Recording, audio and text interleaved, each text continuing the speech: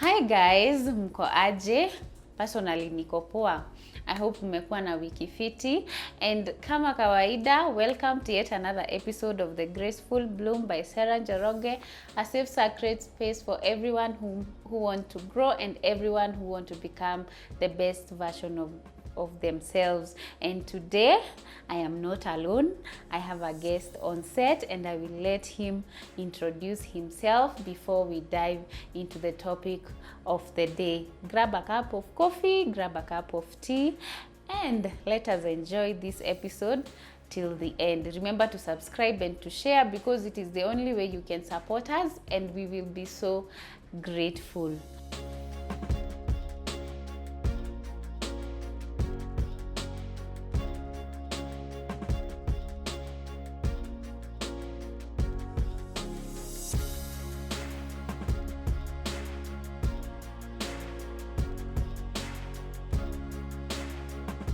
Karibu sana.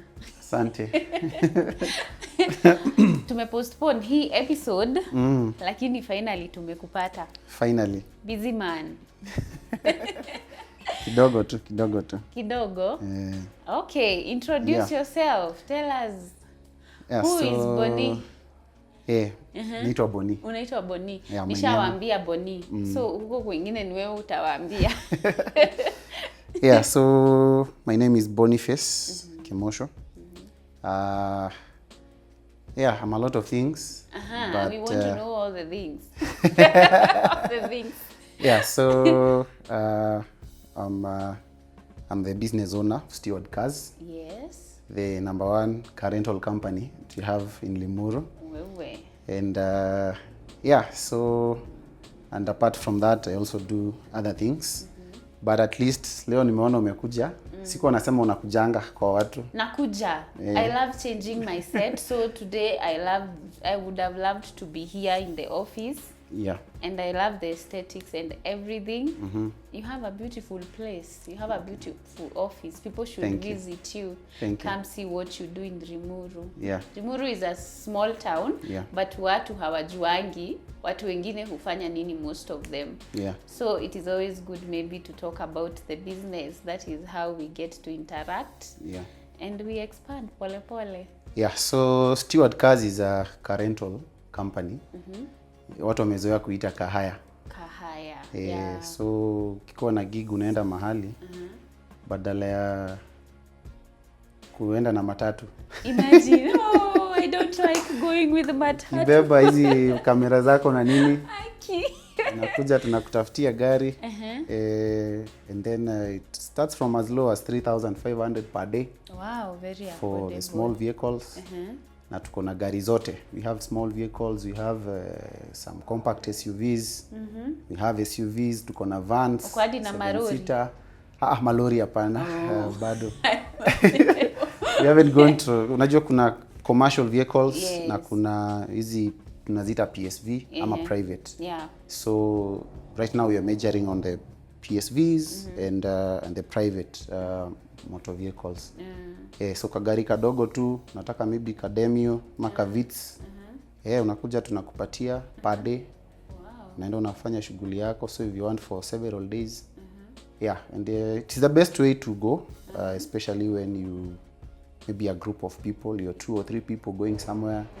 A rorashio, a wedding, something. Yeah, kwanza wedding. Guys, kumbe mnakujanga kwa Boni kwa harusi zenyu. Unanitisha na Malexas. Kumbe ni car rental. Kumbe ni wewe. Yeah, so okay. Yeah, and then we also buy and sell. And we also import on behalf. Wow, you sell? Yeah, buying or selling. Ukitaka kununua, unakuja tunakutafutia. Okay. Ukitaka kuuza gari yako chap unakuja, but the right now we are majoring so much with car rental. Okay. Car rental ndio tunaifanya majorly. But pia tuna import na pia tunafanya hiyo kununua the second hands. Si kama uko na gari unataka kutafuta soko mbio. Yeah. You come trading and stuff like that. Yeah, so we do all that. Okay. Yes. So that is in terms of the business. That is Steward Cars now. Steward Cars. Yeah. Ulisema uko na vitu mingi. Yeah. Sasa tumemaliza ya biashara. Yeah. What else do you do apart from now the business? I do a lot of things. It depends with whether it is commercial or just doing things for the sake of doing. Okay. But for business, of course, now steward is the main thing. I also consult. I'm an accountant by profession. Okay. So huwa tunafanyia watu ma 1+1+2. Okay. And then yes, I'm a CPA. So and then from there, of course that is consulting. And baada ya hapo huwa tunaangalia properties kidogo, mashamba hapa na pale. Okay. Yeah, so yeah.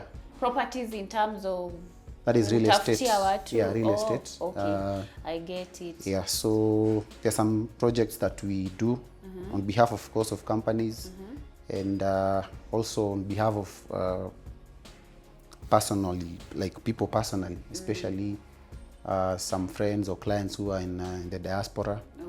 Tunawatafutia kashamba mahali, and now we run that process just smoothly. That is nice because wase wako abroad, they struggle a lot to invest. Maybe they don't have people they can trust with their money. So that is very nice. Watu najua wamesikia. So guys, I will put all the details of Bonnie's business on the screen. I am sure you will reach out. Kama hujuangi utahaya gari wapi, now you know where to hire.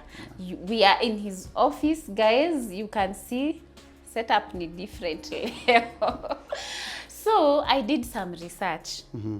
Niliona you are a worshipper. Okay. So you're a pastor. Are you a pastor?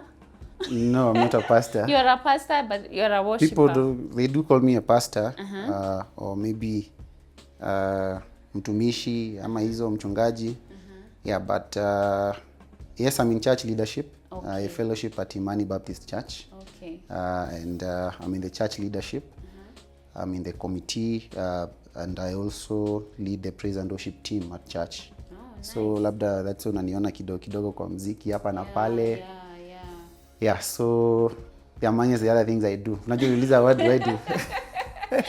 Okay. Yeah, so yeah. Okay, so are you married or are you single?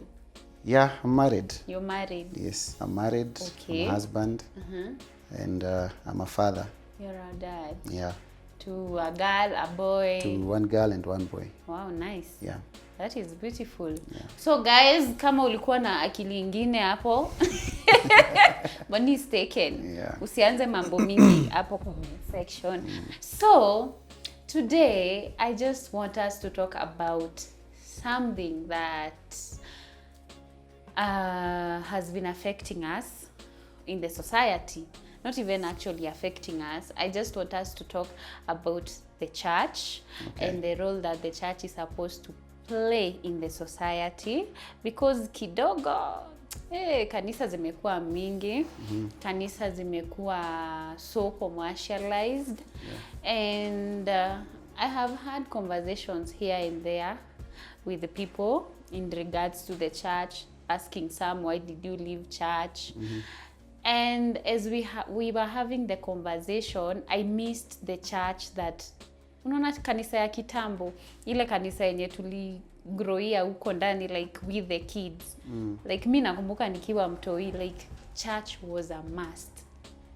Church was a must. Haungekosa kwenda church for any reason at all.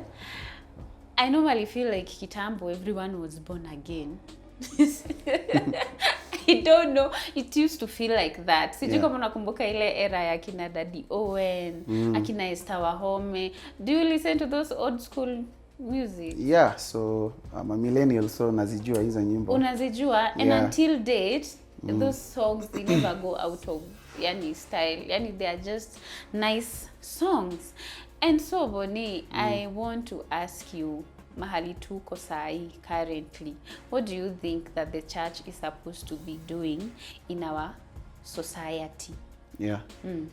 I think there is a misunderstanding majorly of what the church is today, and pia kuna a lot of sijui nitaisema aje, let me just call it commercializing. We can just call it that. Ni biashara. Imekuwa biashara sasa. Napata makanisa mengi imekuwa ni biashara. And even the setup of the leadership pia inakuwa na issue. Alafu pia the objective of church is very the objective of the church ni gani. So labda tuanze na kudefine church ni nini. Acha anza mahali. So church the church is a gathering. It's a gathering. Kuna perspective ya tulikuwa nayo kitambo about now church is the four walls ama the place that we usually go to, the building. But yes, that is just a shelter to shelter the people who go there to worship. So but church, of course, it's not that building, it's the people. It's the people inside the building. That is what the church is. And its origin inaanza from I think it's the book of Acts. Acts chapter 2. That's when the church now started. And during that time, people used to gather at people's houses. Yeah. At people's hizo sasa. Na kitambo zilikuwa kwa makanisa, but today it's not there. You find the church ni Sunday too, and maybe some programs zenye ziko hapo in the midweek, lunch hours and stuff, but unapata maybe there is this mentality of mega churches. So right now the objective of the church iko very vague. Haieleweki. Alafu sasa watu wame commercialize sana, just for lack of sana. Yes. Let me tell you, nowadays there is a church everywhere. Unatoka hapa 3 steps kanisa. 3 steps kanisa. Kuna kanisa mingi hadi do you know kuna history ya demand and supply. When something supply is too much, the demand goes low. Yeah. And when it is scarce, the demand is high. So there is an issue of people not attending church today and saying that I don't attend church, niliacha kwenda church but sikuacha Mungu. Yes. What do you think about that? It is incorrect to say uliacha church but hujaacha Mungu. Kwa sababu Bible inasemanga church ni bride ya Christ. So there is no way you can live ama segregate yourself from the church and say you've not left God. But even so, kirudi kwa demand and supply, yes, unasema makanisa ni mingi, but the way I see it, bado kuna demand ya the authentic church. Yeah. Unasema I miss the authenticity. The authenticity of the church. So, and there is a very high demand of that right now. And the people, the reason why they are leaving church, in quotes and quotes, and saying they have not left God, it's because of that simply. Because wanaona there is something missing. The authenticity, it's not there anymore. The objective is no longer there. Apart from maybe the hospitals and the schools that were built by churches, rarely will you find a church building a school today. It's very hard. Or a church building a hospital today. It's so hard. It is so difficult to find that. But the mainstream churches, and by mainstream I mean the original churches, there's Catholic, there is of course unajua makanisa venye ziko. Kuna Catholic, kuna hiyo AIC, ACK, kuna Presbyterian, kuna hizi Baptist kama yenye mimi naenda. So, and then there are the Pentecostal churches. The church in general, authenticity kitambo ilikuwa maybe to those mainstream churches. And maybe the infrastructure that was there was what has made maybe lack the authenticity that was there. Yeah. So saizi utapata kanisa iko projects zenye ziko, they are so maybe commercialized. Rarely will you see a lot of helping each other. Of course, when you go back it to is Acts, so hard. Actually, there is a friend of mine recently niambia mimi sija attend church like 3 Sundays consecutively. Yeah. Nikamuuliza mbona, akaniambia I feel like when I go to church ni kama nimeenda kufanya kazi, si kama nimeenda kuworship. Kuna hawa watu wanaitangwa aje, ushers. Wengine ni security. Yes. Security. Yes. Nini, so unapata kuna rules zenye zinakuhinda kufanya chenye ulikuja kufanya. Because as a as ushers, you're not supposed to close your eyes. You're not supposed to worship so much. Okay. True. You see? Yeah. And I felt it, and I felt like, okay, there has to be so much order, such that sometimes it is about these other people who are coming to be served. Sasa nitawaita aje washirika. Kuna watu wako huko wakichunga washirika, but they are not growing spiritually. Kwa sababu sometimes they will miss the word because they are organizing others. And to be honest, you can't do that every Sunday if you have gone to church for growth. But maybe growth. To be fair, pia the times have changed. Kanisa venye ilikuwa in the 90s, that is not what is there today. And not everyone who comes to church is so and so, mama quotes and quotes, ni mtu amekuja ku worship purposely. So si unasikianga church is a hospital. People are going, people are sick for different reasons. Yes. So that is why you find kuna our staff. So maybe the church yenye huyo ana attend, ana feel ni kama anaenda kazi. Maybe there should be a program on how the church will take care of the people who work at church. Because the church has changed right now. Do they get paid? Do you think the ushers and the guards and the... of course, you'll have to pay them because if you have... for ushering and... Sasa hapa, this is where the problem will come. And the problem pianist. Okay, pianist. Sijui kama umeenda hapo kwa sababu I play the keyboard. Pianist. Nimekumbuka tukipita. Okay, it is very diverse here. I want you to look at it diversely. Yeah, because now assuming you have a congregation that meets there physically, and right now there is technology. That's why I've told you times have changed. So then if there is technology, it means you have a congregation that is there online. Okay? Yes. So what does that mean? That means there will be somebody who will be behind the camera to take that service live. So huyo amekuja kazi. Yes. Na COVID ndio ilifanya tukue hivi. Yes. So huyo mtu ako kazi. But now it's upon what I'd say it's upon the church leadership to know that huyo mtu mwenye ako kazi ako kazi ni mshirika wake ama tu ako kazi for the sake of it. And the reason why you think it's commercialized, you'll find most people who work there, they're just there working. And they are not there to serve. Okay.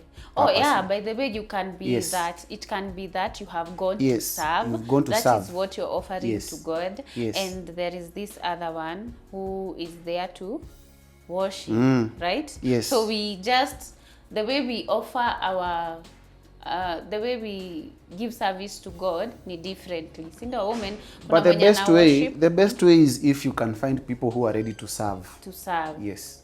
So that's why it is more commercialized to the extent that maybe the person who is working there is just working there for the sake of just getting paid. Just getting paid. Yes. Na huyu mwenye hajakuja hata halipwi, but anapata lazima akuwe in a certain group. Because in the church there are groups, right? Yeah. Na kila mtu hupewa kazi yenye anafaa kufanya. Unapata sometimes it feels like it is so pushy. You must be there and you must be doing something. But what's the purpose of church? The purpose of church is fellowship. Fellowship is interacting. The Bible actually says encouraging each other with songs and hymns. And by the way, tukienda kwa Acts, hiyo ukianza 42, Acts 2:42, you will find that when they were gathering, whatever they wanted, whatever they needed, these people used to sell their belongings and bring and share amongst themselves. So it means even people who used to lack amongst them, they used to get what maybe they required, or what they needed. Okay. So, but right now, sasa, it is so vague in the sense that, yes, there is the mega church mentality, which I don't support. Okay. So how will you know all of your members? So imagine you're a pastor and you have 1,000+ members. So how will you know?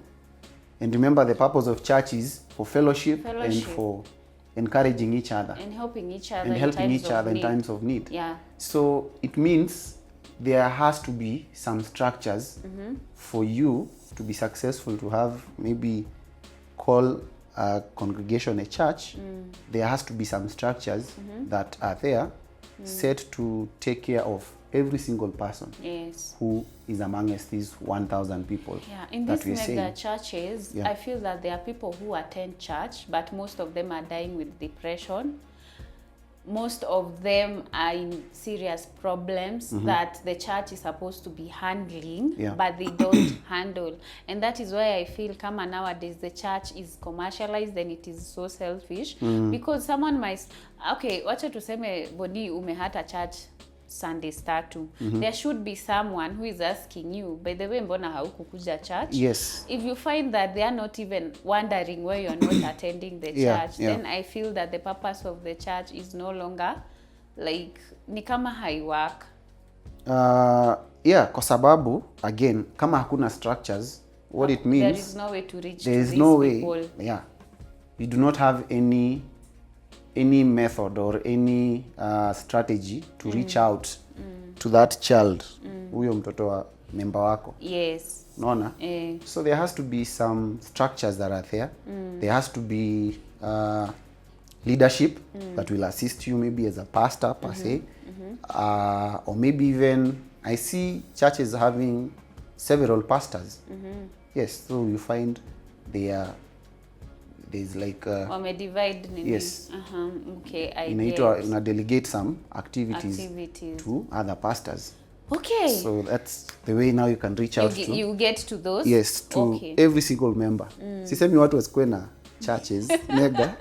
Wakwe nazo, but there has to be a structure that enables them to get to reach to even the smallest person in the church. I have a question for you. Ulisema you are a worshipper.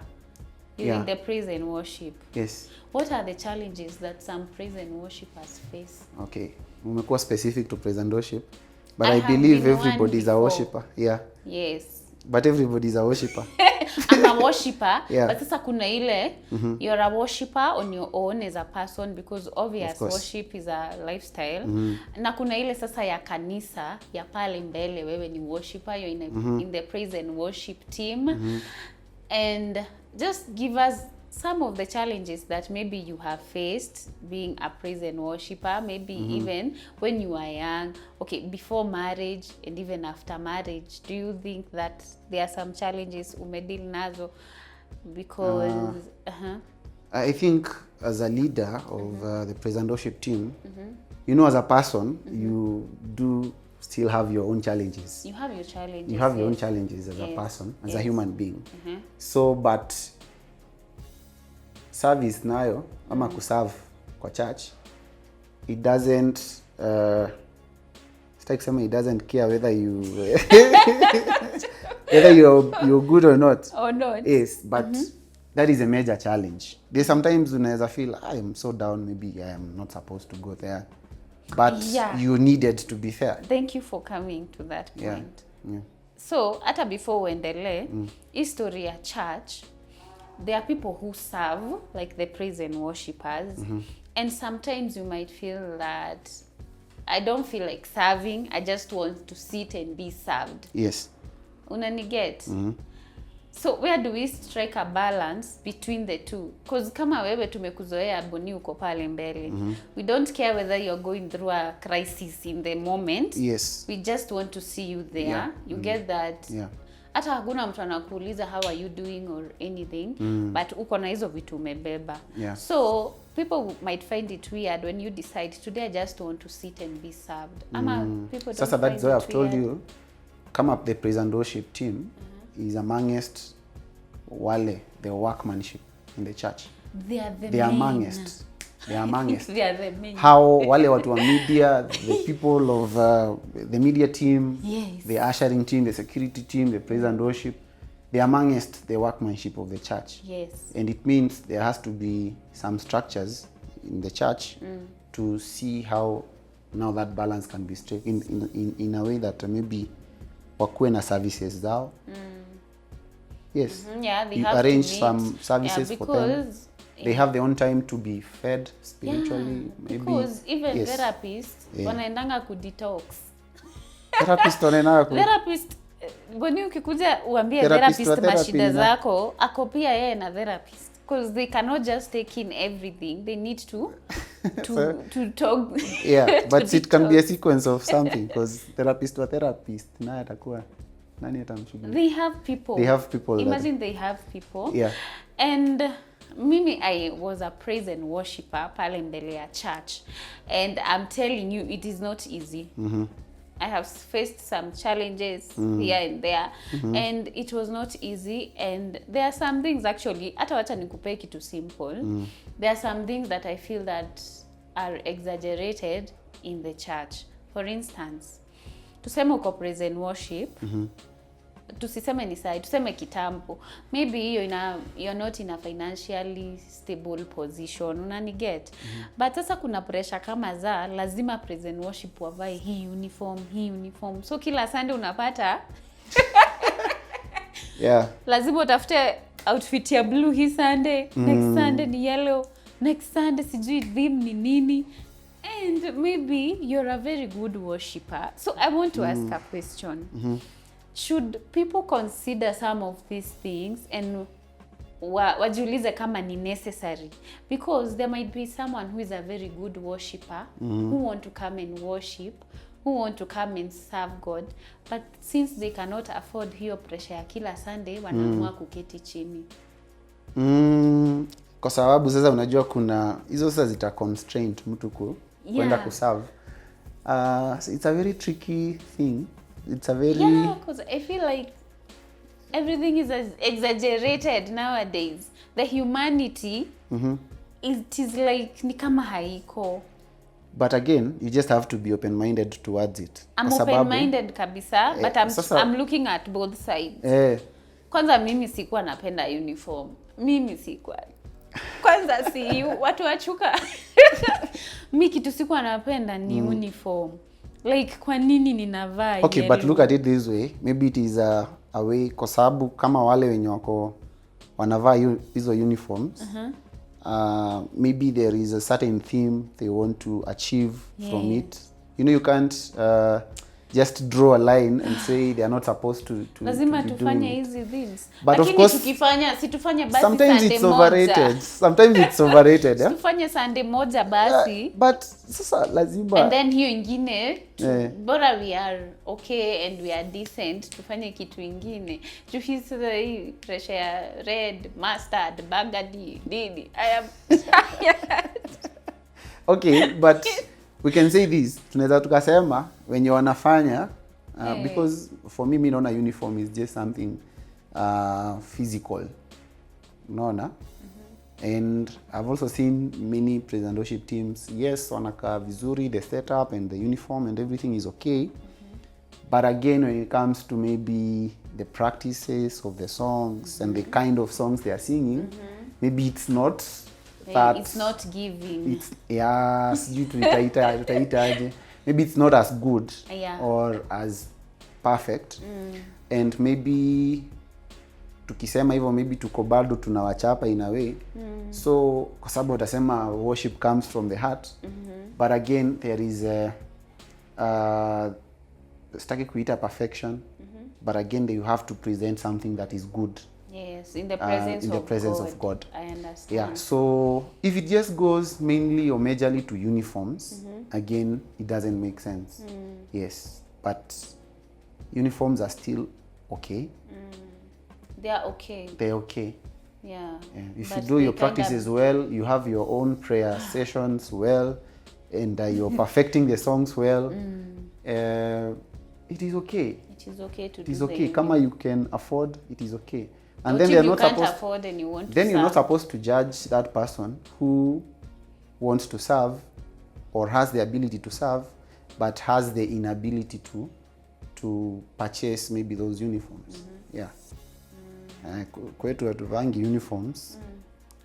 Yeah, but there is a team that is there. They are willing to serve, and we look upon each other. So I think that is the major thing. But sasa concentrate na uniform sana. If it's maybe a live recording, I see people are doing live recordings and maybe some kind of a theme, and because even live recording in the music ministry is amongst the praise and worship. So the uniform thing has to be factored out. Hautaambia watu wakuje tu waimbe hivyo. Hiyo kitu ilinisumbua mimi nikiwa. So maybe wewe hiyo time haukuwa na ability ya kununua, lakini saizi si uko sawa, so Okay, mbona hujarudi? Mbona hujarudi serve now? You can buy a lot of them. I can buy a Right lot now. of them. Yeah. Pole pole, nitarudi pole pole. Okay. Okay, how feeling okay, I don't know how to put this question in there. Do you think that praise and worshipers are judged so harshly by the church? Because I feel that when you're a praise and worshiper, macho yote iko kwako. Like you cannot afford to. Ni kila mtu mwenye ako kwa service. Everybody is in the service at the church. Kuna mwenye ako service na ako ni asha. Ushers hawananga pressure mingi. They are all equal. They are all equal. Let me go to the ladies. Let me just ask a very simple, clear question. Do you think that ladies in the praise and worship kind of delay to get married because Boni, uko pale mbele ya church, kila mtu anakuangalia kila Sunday. They are looking at maybe whom you're talking to, and then there are standards that are just automatically put for you ukiwa pale mbele, that lazima huyu aolewe na harusi, lazima huyu, I don't know, ni expectations. Ukiwa pale mbele, people have these high expectations of you, na sikatai ni mzuri. Ni mzuri because at the end of the day that is all we want.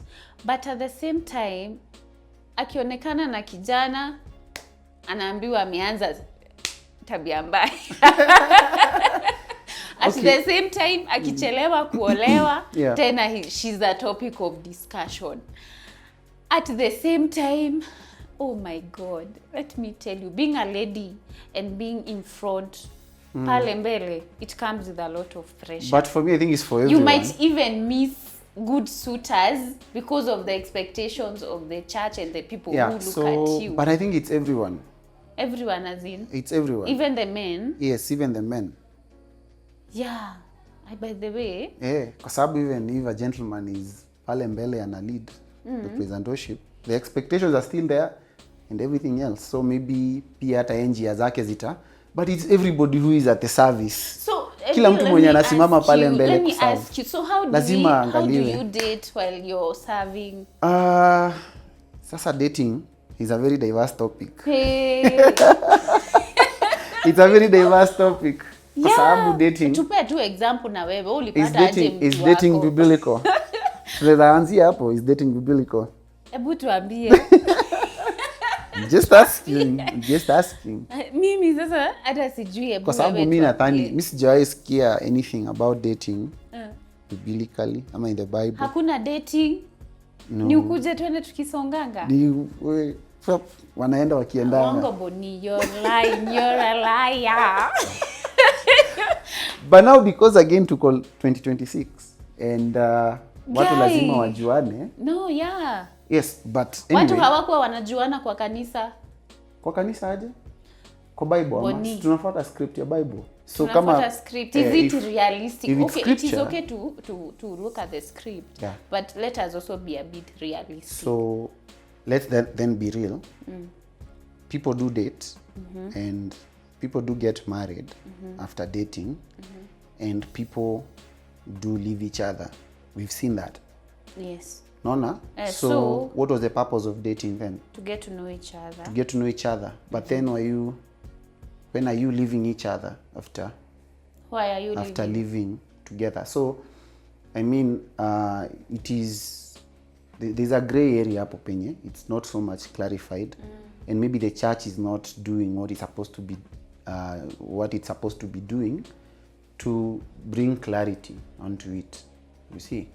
So, and we go back to maybe a person who is serving in the praise and worship, or in the church. This is a young man or a young lady, and now it's the time for them to maybe progress to another level, hiyo ya marriage sasa.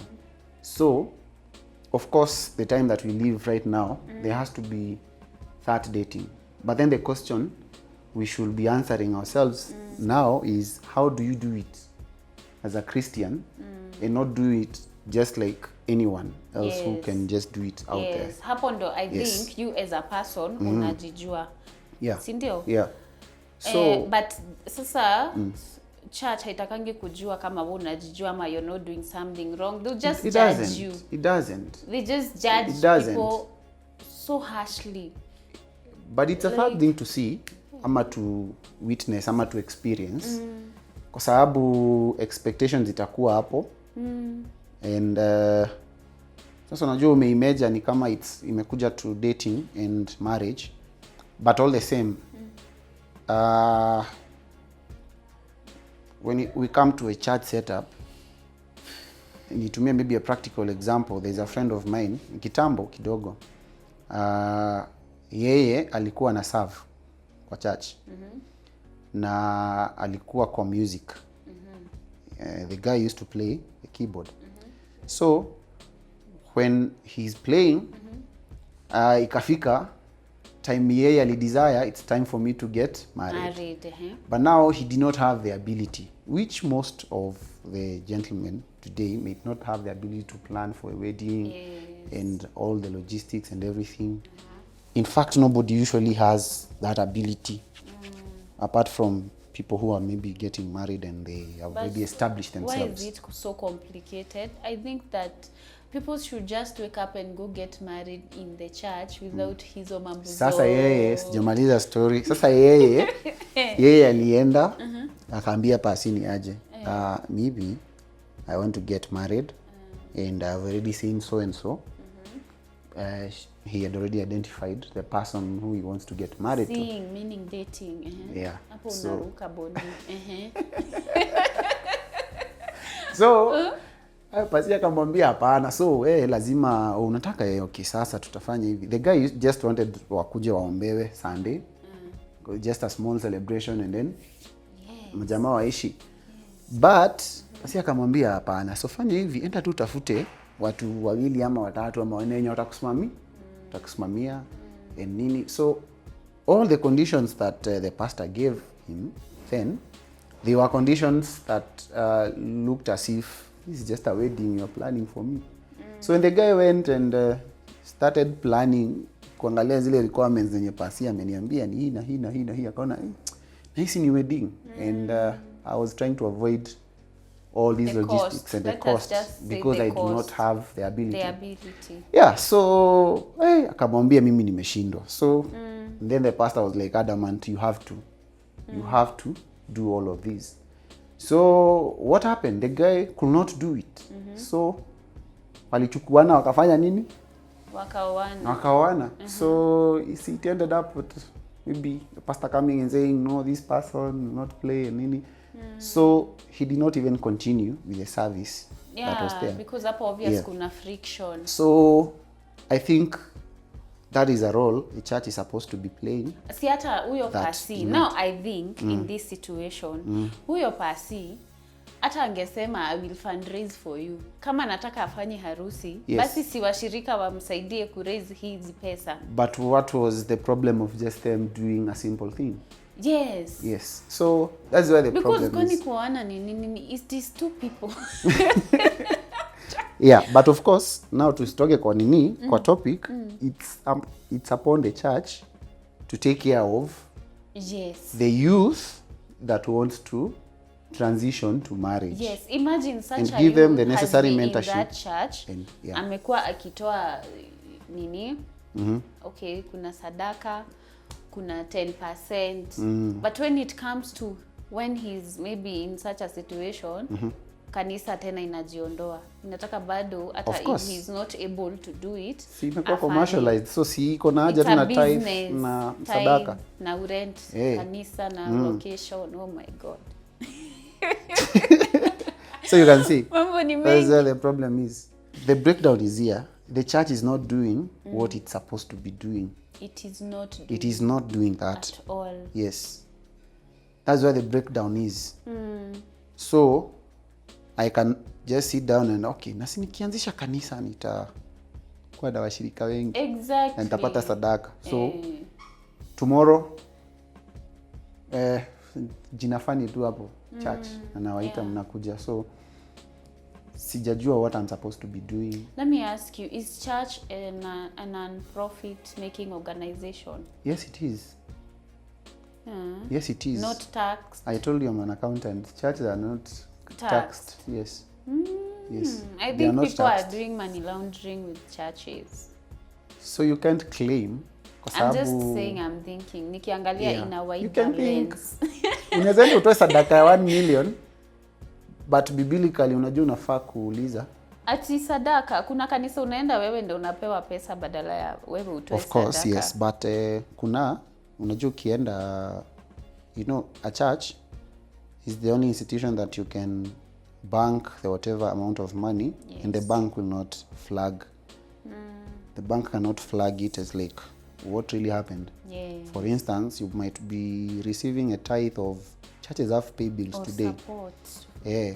You might be receiving a sadaka or let's call it offering and tithes and all that of let's say maybe like 500k every Sunday. But the next Sunday you can receive an offering of 5 million, but the bank might not flag that. Ukijaribu hiyo as a person, si uko na bank account, usitaje ni ya wapi, but si uko na bank account, si kuna ile pesa yenye inakujanga normally, they used to it. Si mtu tu akosee maybe akutumie pesa ngapi 10 billion guys, kama hizi tenda zenye zile kwa nini amkosei they wakosea account number wakuwekea kama hata si pesa mingi, bilioni umeenda mbali. Let's say you're used to maybe your monthly income from the whatever things you do online hapa na pale nini, una receive kama 500k, modest 500k. Then siku moja upate 10 million, a single transaction. They'll look for you sana, waniuliza pesa imetoka. Watakuuliza, hawatakutafuta ile kutafuta like wewe ni money launderer or anything, but they will call you like kuna do flood zimeingia. Kwanza kama hazikuwa na any particular reason, there's the narration that normally people put when you doing the transfers and stuff. So if there was no particular maybe narration of saying this is the amount, of course the bank will call you and tell you, hey Sarah, ka 10 million naona kameingia, unajua about it, utawaambia najua na waandike narration gifts. So that is it. But in the church they can receive even 10 times whatever they receive, and no one will ask any question because of course it's a matter of they can say it is just maybe wanaweza wakaulizwa, but they can say it's just in offering ama it's a donation, and nobody will ask a question about it. But do you know a pastor is supposed to have that role, is supposed to know your members, and that is why I told you I'm against the mega church mentality. Because if you have 1,000 members, you do not know all your members. You don't even know you them. do not know all your members. But as a shepherd, because pastors are shepherds, you're supposed to know every single member and the work that they do. Yes. So if I'm used to tithing, let's say 10,000, I'm at 20,000. Nikikuja ni tithe 100,000, the pastor is supposed by the way to come and ask me. Eh? Yeah. No, there's You remember the story of Ananias? When you don't Unakumbuka story of Ananias and Sapphira? Si unajua story? Yes. Yes. So, but right now, tell me a pastor who will come and ask you, hey, Boni ulikuwa una tithe 30k. Mbona umetithe 100? Hizi pesa zingine zimetoka wapi? Hawakuuliza, wanakuambia thank you so much. Utaulizwa swali, Hata thank you hawata. Nani atakuuliza swali? Niambie nani atakuuliza swali? Hawataki kurisk usikue confused. Nobody. But of course the church inafaa ikuwe na hiyo role ya kuangalia washirika. Ndio kama Boni ameanza money laundering na anataka kusafisha pesa, anakuja anatuletea pesa zingine huku nyingi. Na tunajua jamaa ni kahaya anafanyanga huko. Imagine. Na nini. Na amekuwa kitaifa. But na pesa Boni, wacha kutudanganya. So that's why the pastor is supposed to come and, hey Boni, na tumeona tithe. But of course many churches today by they do not even have the structures to know whether you tithe or not. They don't. Sadly they don't. Ama sadaka ni ya pesa ngapi unatoanga or not. They don't have they can't structures. Account for anything. Yes. Nikuulize, do you feel like kuna pressure ya kuoa kwa kanisa in terms kwanza kwa youths? Pressure ya kuoa. Yeah, kuoa unapata, I feel like people are matching in the church. Huyu na huyu. Like we have a wedding every week. Mimi unajua nilioa from church. Na tulikuwa in the same church. So ni kama unani describe kiplani. Hapana, hapana yeah. Like ulikuwa na pressure kakuoa ama you were ready and it was, I think for me ilikuwa pressure zinakuanga. Let me not just lie. Kwa sababu pressure inakuanga, especially when in church. Kuna ile pressure, but pressure ni mara mbili. Mimi naona kuna pressure yenye inatokanga the external pressure na kuna ile internal ya mtu mwenyewe. But subconsciously the external pressure can end up being internal subconsciously. Kwa zote umekupea pressure. Ni kama tuseme uko na katoto kamoja. Si ndio? Unaenda watu wanashinda kukwambia, ongeza katoto, ongeza. Utajipata by the way unafikiria nisiniongeze. Sasa wewe ukikuwa utakuwa unafanya hivyo juu ya chenye watu wanakuambia. Utaumia. Just ukiongeza kwa sababu community inakwambia ongeza kingine, ongeza mwingine. Watakuja wakule nini? Church me na feel like unakuanga na pressure kakuoa. Actually, sometimes I feel like the church can actually make you choose someone specifically to marry. Yes. Then it means for you as a person to bend to that pressure. It puts a lot of questions to your maybe ability to make your own decisions. But ni wewe umesema ukiwa kanisa lazima ukue na pressure. Pressure lazima ikue. So mimi sipendi pressure. People will pressure you even not in marriage, even just normally. People will pressure you. Mimi sipendi pressure. By the way, when I want to make a decision from my heart, I just don't ask for advice from anybody. Yeah. Actually, hata siulizangi advice. I just go for what I want. Because sometimes utauliza advice, you end up getting confused and making the wrong choices. So, okay, but let me tell you. Pressure is there. Pressure. But I think those young people who are in that stage right now, they're supposed to have some wisdom or some skin to ignore the pressure that comes from outside. The only pressure that should pressure them is the pressure that comes from within themselves. Yeah, because a wedding is one day, but marriage is for the lifetime. Yes. Marriage is lifetime. Hey, now let me tell you. Okay, me personally, when I look at it, I would have not prioritized the wedding because mimi nilikuwa najiuliza and then nichukue loan ya 1 million. watu wakuja washerehekee and then me and my partner tuende tukashikwe na depression. Yeah, true. That was a no-go zone for me. Believe you me, it's mimi nilianza upside down, mnisamehe, but there is nothing to apologize to apologize for. Waambie Leani yeye anakuwa but okay, this is the thing. Unafaa by the fanya research yako, enda uulize kila mtu. Na mimi hata mimi uniulize nyuma ya tent. Nyuma ya kamera. Wenye walifanya harusi. Kama they could have done things differently then. I think over 90% will tell you would have maybe done it differently. Yes, because when it comes to your wedding, unajua ni it's an event. It's an event. Okay, who does not want a beautiful gown? Me, I love the wedding, but I want it. You can do whatever you want to do according to what you are able to do at that particular time. Pressure ya kanisa aki. Isiku nini. So Bonnie, I know you love God. I know you worship from the heart. So let me ask you, nowadays akina siko ubaya ni ngumu kupata wanaume wameokoka ya ukweli.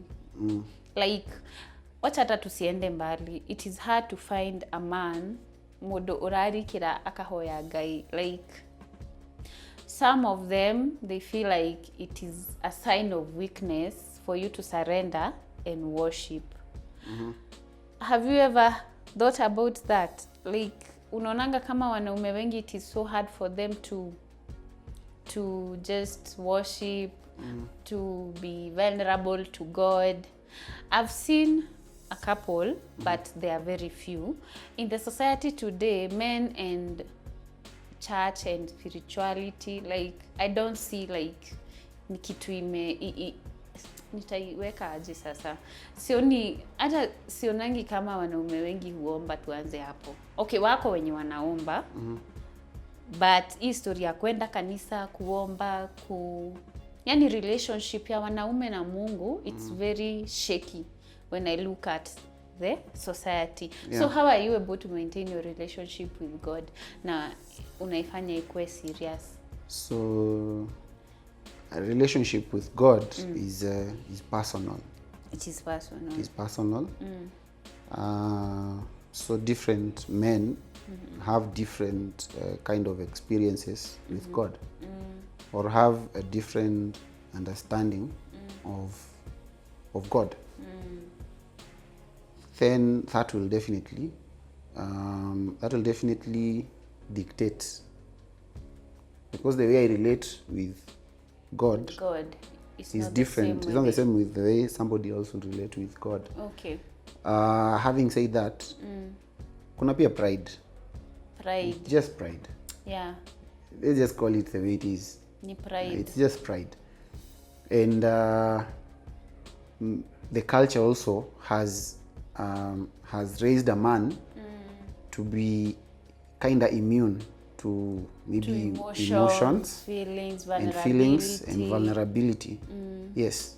A man is not supposed to be vulnerable, for instance. And kneel or cry while worshiping. Or cry. Mwanaume unalia kwa nini?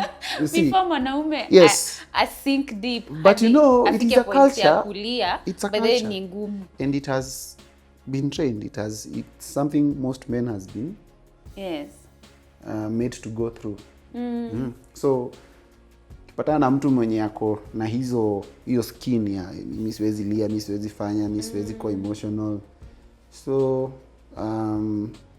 definitely that person will feel some sort of way when it comes to the relationship with God. But of course, when it comes to prayer or the way somebody or a man relates with God, that is something that goes way so personal. Yes. So what is the power that you have what is the power of a praying man? A praying man is very powerful. The one I usually like in the Bible is Daniel. When you read Daniel chapter 6, I think, chapter 6. Kuna mahali hapo, I can't remember the verse ni gani. But kuna mahali anasemanga like he had ilikuwa na room fulani, an upper room. I used to pray there, and the windows were like, they look to Jerusalem. I think there's a way you can maybe correlate that today. I don't want to go deep into it, but he was a prayerful man. We only know about the story of Daniel being thrown in the lion's den, and the lions not devouring him, ama kumkula or anything. We just know that story, but we do not know the story of Daniel as a praying man. And there are a lot of prophecies that he made, even about the current situation that we are in, ama the last days. So a praying man is very powerful. Praying every day, you wake up, you know, it means you submitting and admitting that everything that you have, it's not attributed to yourself. There is a high power that has allowed you to have everything that you have. But the pride, ama the proud man, yeye ataona the achievements zenye yeye amefanya. So utaona, I have achieved this, I have achieved that, but of course you've not achieved all that on your own. Yes. It's God who has given you the ability.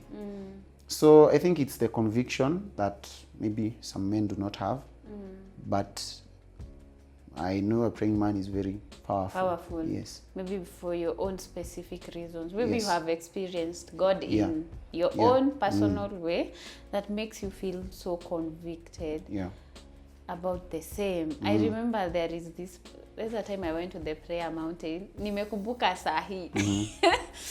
And let me tell you, there was a man. Aliomba hadi nikashtuka. Ushaiachana na maombi zako usikize za huyu mwingine. Yeah. Aliomba, like, I felt like that man give a testimony, and at the same time, because I felt like he talked about all his problems in the prayers, and then he went ahead and thanked God for saving him from the problems. So I felt that he was praying, but at the same time, I felt so challenged. Like, this is a man. Anaomba, like, anaambia Mungu, oh Mungu, gari zangu zilikuwa zimechukuliwa, watoto walikuwa wamefukuziwa school fees. But now you have blessed me. Like, so hiyo nayo ni brokenness. So brokenness now is a method that God uses, according to the way I see it, to soften that hard-heartedness. Ya kukupiga breaks. Ya kukumbusha you're not in control. Yeah. And it is a very great reason for you to go to the mountain, or to go to, unajua prayer mountain, the one that we're calling prayer mountain, is just a segregation. Yes. Mahali penye utaenda useme yenyewe hapa, acha niende kwanza nishukuru Mungu. Kwa sababu kama si yeye singekuwa hapa. So but me wanna feel it's God's way of bringing you back to him. Kwambia, and let me tell you, people pray. People pray boni. Yeah. Unaenda prayer mountain unapata GLE prayer mountain. Na wewe hauna GLE. What is the correlation with GLE and the prayer mountain? It is to show you that even the richest of the richest, they know pray. God. They respect him. They show up. They want to spend time with him. Unajua si eti huwezi omba hata ukitembeanga kwa barabara. Praying is a lifestyle. But kuna ile, yani wewe umeamua, I want to take this time and spend my time with God bila distractions. So why would you go to the prayer mountain and not just pray wherever you are? Okay, for me, I went to the prayer mountain because I felt that I really needed to talk to God ile deeply, bila issues, bila kufikiria kazi. Was it a point of need, ama it was a point of I don't know, thanksgiving? It was all of everything. Everything. Yeah. Because I was in this season of a lot of issues, and then calmness, and then blessings, and I was like, hey, this is a lot.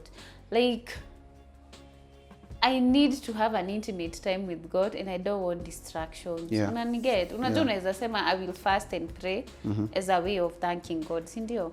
Boni ukiamua una fast huku mtu wa mandazi amekuja kwa ofisi ameuliza kama but you fast. Mandazi fasting you can't take it seriously, you know. Yeah, true, but fasting bado ni personal. kuna mtu ulikutana naye ati ana fast. Ana fast. Na kuna chupa fulani goblet pale. Hii goblet amechanganya sijui spinach, ameweka sijui nini. Anafanya liquids. Yeah, anasaga spinach. Hiyo kitu ilikuwa na mixture nini? Ana detox. It has a high nutritional value than the food you normally eat. Are you really fasting? But you said there are different ways of fasting. Fasting to someone else can look like not talking the whole day. It is denying something from yourself that you love. It's your food. It is not only food. I don't think it is only food. Yeah. It is not only food. Kama wewe unaongeanga sana kama Jets. Unasema leo Mungu, I am not talking.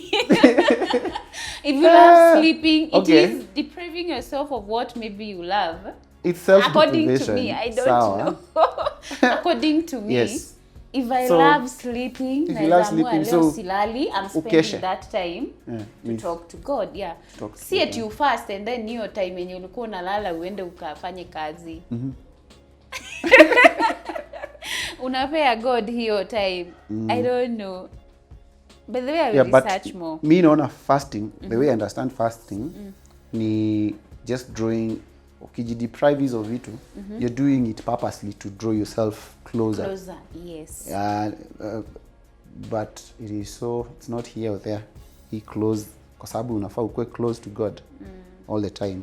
But the proximities, they matter because sometimes due to daily activities unapata maybe unaona ni kama ume segregate Mungu sana. So that is why you decide to fast. And you feel that's the reason for fasting. Mambo ni mengi. You have to intentionally pray. Yeah. You have to intentionally give time to God. Like cause siku hizi mambo ni mengi. Yeah. Like before uamke unakuanga umepiga kwa kichwa shughuli yenye yote unapiga the next day.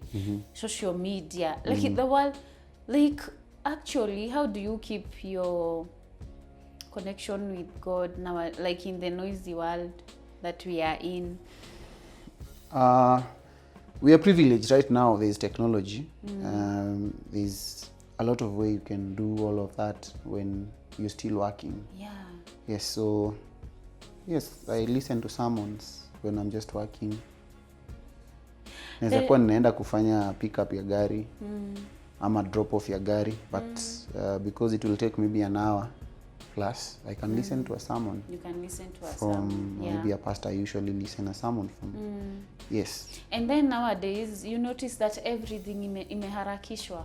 Kila kitu imeharakishwa. And there was this podcast I was watching. The pastor was saying that sometimes you're rushed and God has no place in your heart because you're always in a mode of rushing. And God anatakanga ukue calm so that you can experience him. You cannot experience God in your survival mode or in your rushed mode. But we experience God every day. We experience God every day when we have the strength to wake up every morning. That is God who has woken us up. Yes. Because if God would have looked at what I thought about, what I said yesterday, what I did, what you're doing. Yes, I was not supposed to wake up today. He was supposed to kill me in my sleep. It is just by the grace of God. Yes, but when you wake up and you have that strength, you're experiencing God already. So for me, there is no special need to experience God. God. But we experience him on intimacy. Kuna co-experience na kuna intimacy. Now intimacy is personal. Yes. Intimacy is personal. Okay, for me as a person, when I want to experience or to spend my time with God, I automatically feel the need to slow down. For me to focus on praying, or I need to be in my relaxed mode to be able to talk to God or to be grateful. And that is why I do it sana in the morning. Because manze nikishatoka kwa hiyo mlango, mambo huku. Yeah. Huku ni. But the Bible says you do everything. In everything that you do it as if you're doing it for the Lord. You're doing it for the Lord. So when you're doing it like that, you will not do anything bad to hurt that other person, because you'll think about God first before God you do first anything. before everything Yeah, else. but because you're human, you'll just find yourself, you've thought about something that is not good, or maybe you said things that you're not supposed to say, Not supposed to say. and you've hurt that other person. So, and yeah. I have one more question, maybe before we wind up.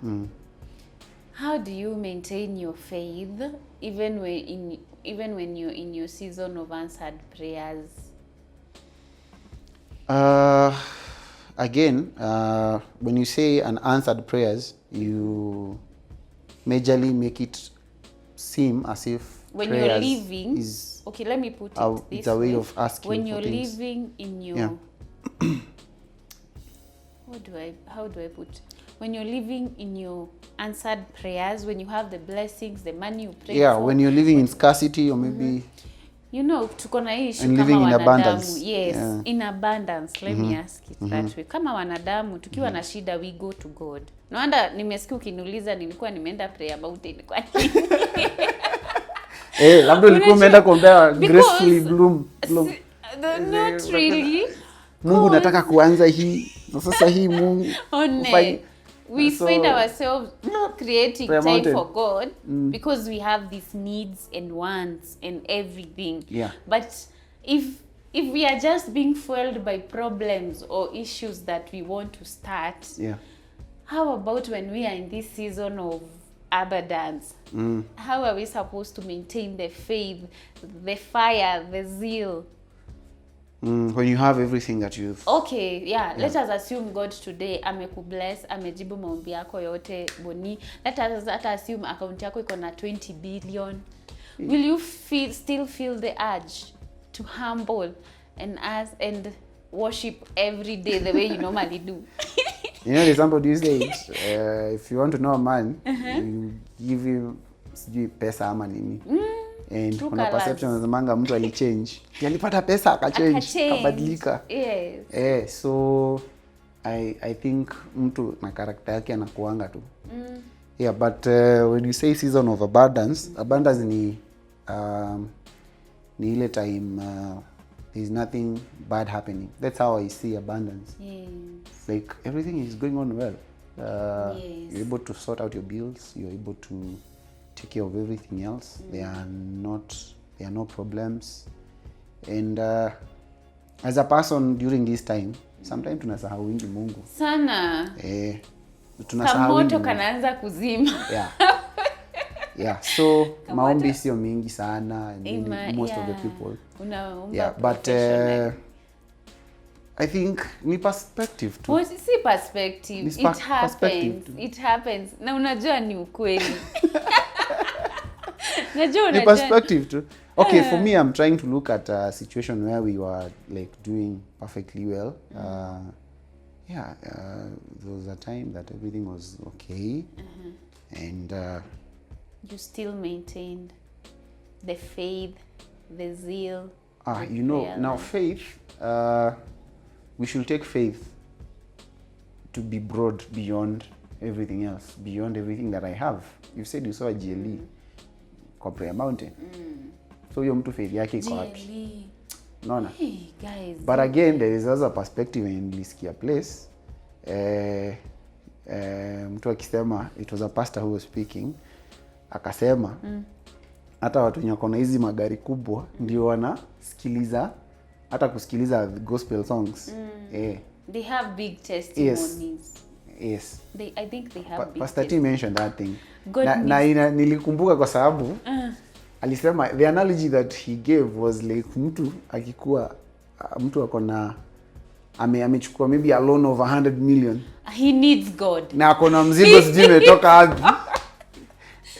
By the way. Na ako na gari so unapata lakini sisi watu wenye umenunua kanisa note. Imagine. Maka Subaru unapata it becomes so hata quiet. hauna kaloni. Yeah, so I think we need to take dangerous moves. They will help us. Unapata hao ndio mtu ameweka muziki, akona nini, akona believe God so I think lazima come through. I'm marrying maybe that analogy from that example you gave of a jelly mahali kwa prayer mountain, unaona ni kama okay, what are you doing here, like your prayers are answered. I think I need to make dangerous moves. So I mean mimi nakuanga tu, mimi sidhani nishai change. Maybe watu watakwambia kama ni nimechange. Mimi nakuanga tu sidhani. Uko tu?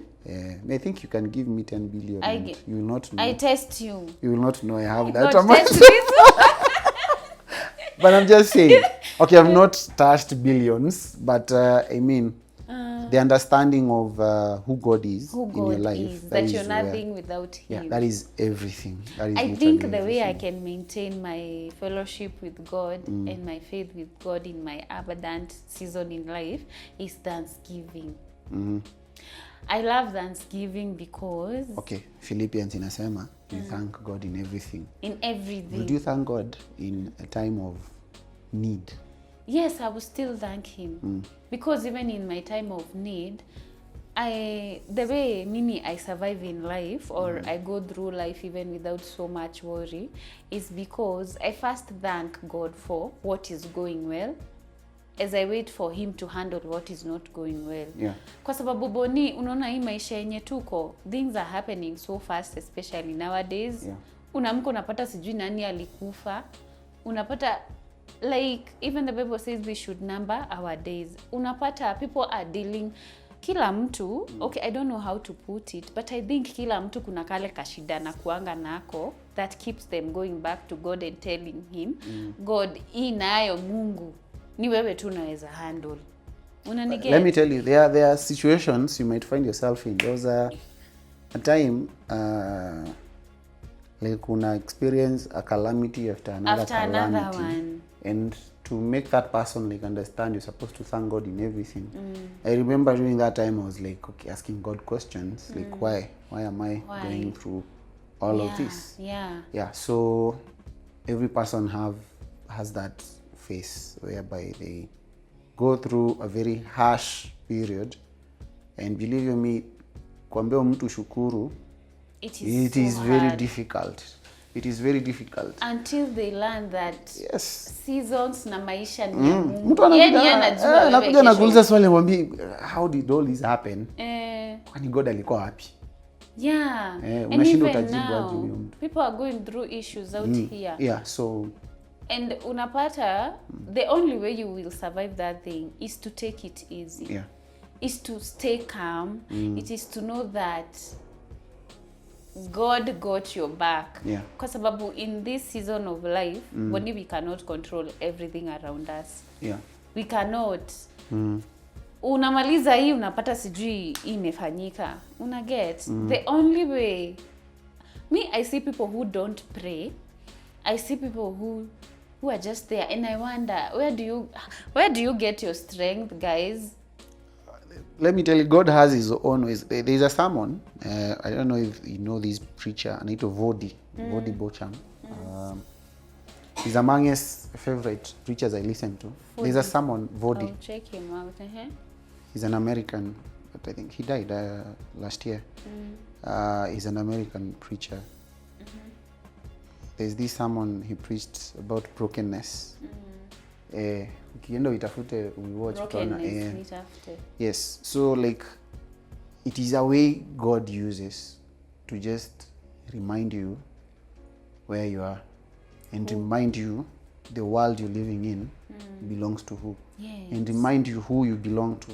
Yeah. So there is a place in brokenness you might get yourself in to just remind you, hey, if you continue going down that road, things are going to go absolutely wrong. But the good thing about God, He does not only use brokenness. Yeah, He uses. Have you ever found yourself in a situation and then unatoka unaona manze hapa, I did not do it. I didn't even use my strength. Definitely. Haha ni mwadhani. But it's God who breaks you. Anakubreak kwanza. Anakubreak kwanza, alafu anakutoa. And you're like, God. Mimi hata watu waseme hakuna Mungu. This can only be God. Yeah. And sometimes I feel that is what people call the wilderness. God will put you in a wilderness where nobody can help you. Not your mother, not your wife, not your husband. No one can help you. Yes. Akukumbusha that you're mine, I know you, I know your heart. In fact, you're special to me because I am sure we are very special to God because we are created in His own image. Mimi, I look at my life and I'm like, God, tumetoka mbali. Tumetoka mbali. Yeah. Because there was a time I used to feel like my life is a movie. Everybody, let me tell you, everybody has had unatoka kwa scene kwanza unaketi kando uangalie hii maisha inaenda. What is going on? Yes. Like, jeez. But anyway, who is God? He gives us testimonies every day. Yeah. And I normally tell him, God, do not get tired of giving me new testimonies so that every day I will have a new thing to praise and worship you for. So, Mimi, I don't know.